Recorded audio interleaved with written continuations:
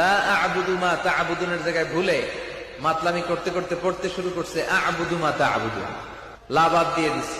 লা আ'বুদু মা তা'বুদুনের অর্থ হলো, ও কাফির মুশরিকরা, তোমরা যেই মূর্তির পূজা করো আমরা ওইটার পূজা করি না। কিন্তু উনি যেটা পড়ছে আ'বুদু মা তা'বুদুন, এর অর্থ হয়ে গেছে তোমরা যেটার পূজা করো আমরা ওইটার পূজা করি। হযরত আলী নাকি মদ খাইয়া মাতাল হয়ে মাগরিব নামাজ পড়াইছে। আরে হারামজাদা বক্তা, হযরত আলী মুসলমান হয়েছেন 12 বছর বয়সে। জিন্দেগিতে কোনদিন তিনি মদের বোতল স্পর্শ করেন নাই। তোর বাপ ইহুদিরা তোরে যা খাওয়াইলো আর তুই তাই বললি? একবার চিন্তা করলি না কার সামনে কথা বলিস? হযরত আলী 12 বছর বয়সে মুসলমান হয়েছেন, আর ওনার জন্ম হয়েছে কাবার ভিতরে। এই জন্য পৃথিবীর ইতিহাসে একজন মহিলা যার নেফাসের রক্ত বের হয় নাই, তিনি হযরত আলীর মা।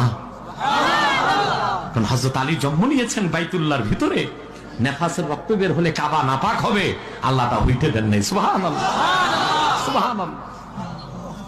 সে আলীকে নিয়ে মন্তব্য, হযরত আলী নাকি মাতাল হয়ে তারপর মাগরিব নামাজে দাঁড়াইছেন। বিশ্বনবীর মেয়ের জামাতা আলী রাদিয়াল্লাহু তাআলা